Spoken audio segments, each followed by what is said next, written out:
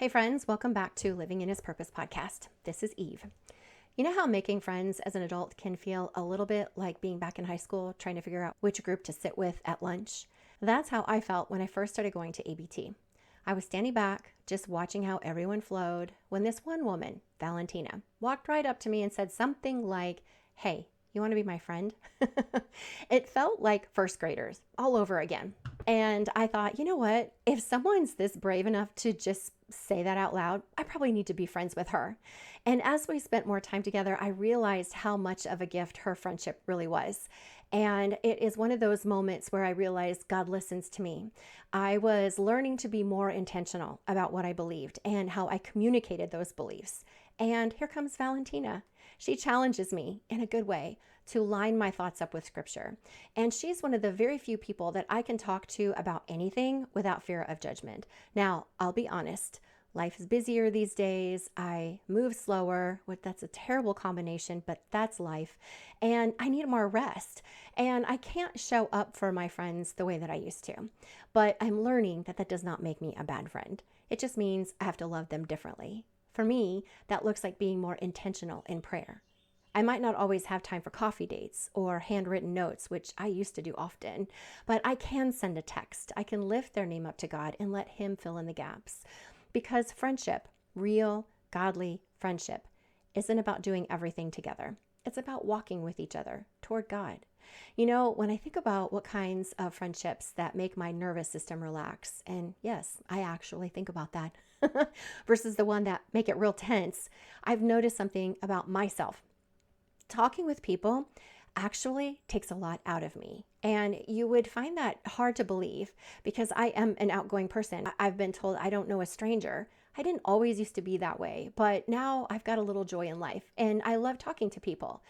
But the reason that it takes a lot out of me isn't because I don't love people, because I do, but because I'm constantly thinking, I'm evaluating. What am I saying? How am I saying it? How are they receiving it? And I'm watching their body language. Did that sound dumb? Was that relevant? Should I have said that out loud?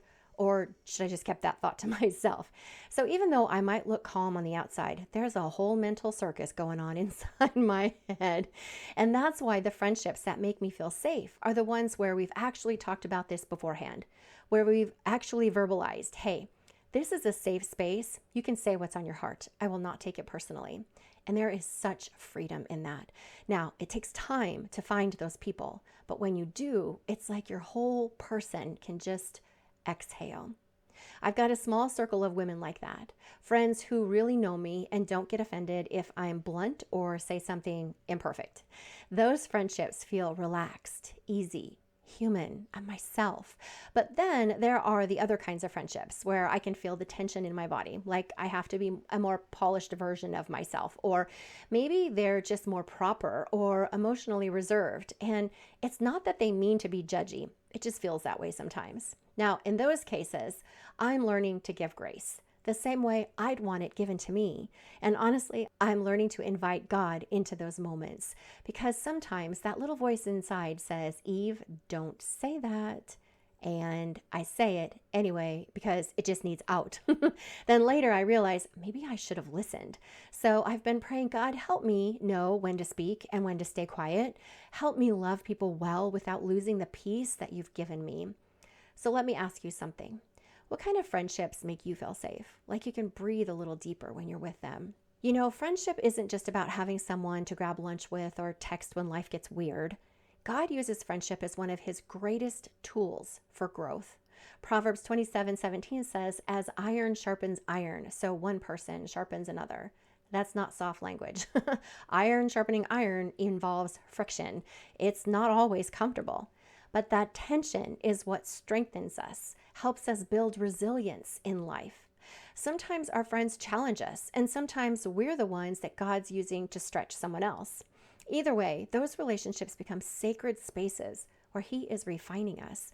And this is where self-evaluation matters. So we're often quick to notice who isn't reaching out, who feels distant, but true growth begins when we pause and ask, how am I showing up as a friend? For me, one thing I've learned is that I tend to take it personally when people don't reach out first. Now, I recognized that a few years ago and I started to work on it, but I still have to catch myself sometimes. Over time, though, I've realized that life just moves fast and not everyone has the same capacity. That doesn't mean that something's wrong with me or with them, it's just how it is. I've also learned that friendships change with seasons. I have dear friends that I have loved for years, but distance, even though it's just the next town over and a couple towns over, distance makes it hard to share your daily life. That used to really hurt my heart because I longed for their wisdom and their closeness. But God's been teaching me that friendships can stay meaningful even if they're not daily. When conflict does happen, I try to lean in with love instead of overanalyzing, and that hasn't always been easy for me. I used to spiral in my own feelings, assuming I must have done something wrong. But now I'm learning to step back, be objective, and focus on the problem, not just the emotion. I'll ask myself, what is she really saying? What am I feeling? How can we meet in the truth instead of pride? And recently I had a tough moment with one of my close friends, and I was genuinely proud of how we handled it. We both listened, we both owned our parts, and we worked through it instead of withdrawing. That's growth. That's the fruit of doing the inner work and inviting God into the conversation, because that's what friendship is really about. It's where our humanity and His grace meet. When you find godly friends, you don't just share stories, you're sharing transformation. You help each other stay anchored in truth when emotions get messy. You celebrate the wins, you grieve the losses, and you remind each other that you're never walking alone. So if you're in a season where friendship feels hard or maybe lonely, don't lose heart. God knows exactly who belongs in your life for this season. But He's also shaping you into the kind of friend who reflects His heart, honest, humble, and rooted in grace. So can I get you thinking about this for just a second? What do your current friendships say about your emotional and spiritual health right now? And what would it look like if you let God refine how you connect, not from guilt, but from grace? One of the hardest lessons that God has taught me about friendship is that not every friendship is meant to last forever, and that's okay. Some friendships are assigned for a season. They're meant to teach us something or help us grow. Now, others are meant to be lifelong companions, and both are gifts, just in different wrapping paper. Healthy friendships have a certain rhythm of grace. There's honesty, mutual effort, laughter, and safety. You don't have to perform or keep score. You can tell the truth, even the uncomfortable kind. Like you have lettuce in your teeth, and still know that you're loved afterward. Those are the friendships that make your nervous system sigh in relief. Unhealthy friendships, on the other hand, usually leave you feeling drained, small, anxious after every conversation. Maybe you walk away replaying what you said or wondering if you offended them. And sometimes you sense a subtle power imbalance where one person's needs always come first, or where silence becomes a form of control. Now, I want to be clear. That doesn't automatically make someone a bad friend. We all have seasons where we're not the healthiest version of ourselves. But if you notice that a relationship consistently pulls you away from peace, purpose, or God's truth, it may be time to pray. God, show me what to release and what to restore. Here's where I love to bring in a little thought work. When you catch yourself saying, she always ignores me, or I must have done something wrong, pause. That's your cue to run through a quick daisy check-in, okay? Define what you're actually feeling and thinking. Ask God for His perspective on it, and then get in the Word, because that's where He talks to us. Find what Scripture says about friendship. Maybe it's humility or forgiveness. And then say to your spirit, rise up. Remind me I'm loved. Remind me I can handle this with grace. And then yield the urge to react or assume. Let God show you the truth before you speak. Because here's the thing. Boundaries are not walls.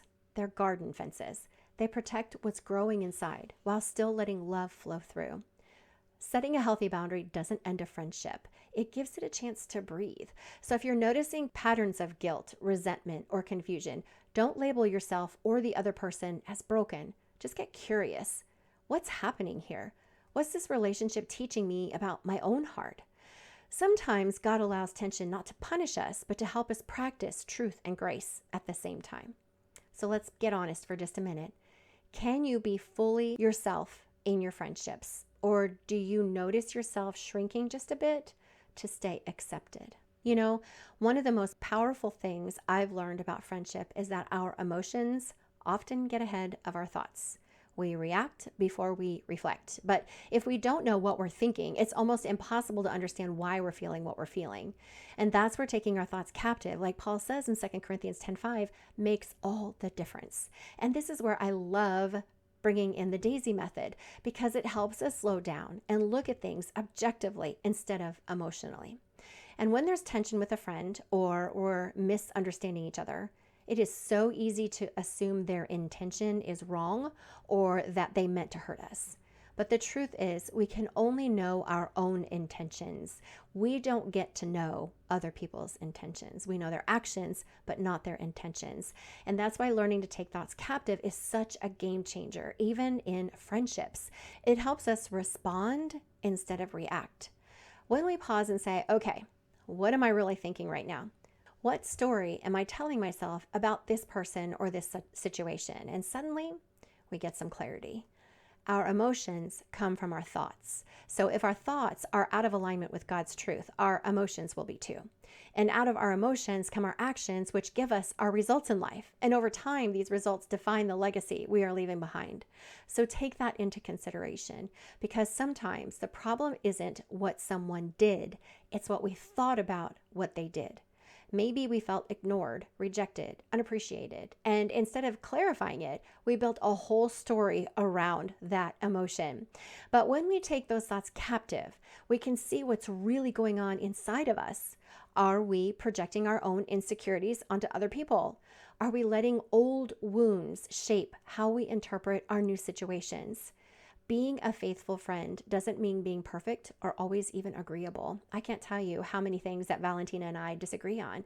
But above all, we choose love intentionally while keeping our boundaries and honoring truth. It means letting God refine our reactions so that when we speak, we do it from a place of peace, not pride. So take a minute and ask yourself, are you assuming intentions that might not be true? Because when we learn to take our thoughts captive in friendship, we not only protect a relationship, we protect our peace. So as we wrap up today, remember, friendship is one of God's favorite classrooms. It's where we learn patience, forgiveness, humility, and grace in real time. And Jesus modeled that perfectly. He had friends who misunderstood him, doubted him, and even betrayed him. And still, he loved them with truth and consistency. That's what faithful friendship looks like: showing up, staying rooted, and letting God lead the conversation. If this episode has stirred something in you, ask the Lord to show you what he's teaching through your friendships right now. Which ones are growing you and which need a little grace and which might just need to rest for a season. Because when you let God guide your friendships, they become sacred ground for transformation. All right, friend, before you go, don't forget to grab your free download of the Daisy Method down below. It's your go-to guide for taking thoughts captive and keeping friendships healthy. And hey, if this episode made you smile, nod, or whisper, ouch, that's me, give it a like. Share it with your best friend who loves Jesus, but also needs a cup of coffee to function, because we're all learning one thought and one friendship at a time. Thanks for being here. Have a good week.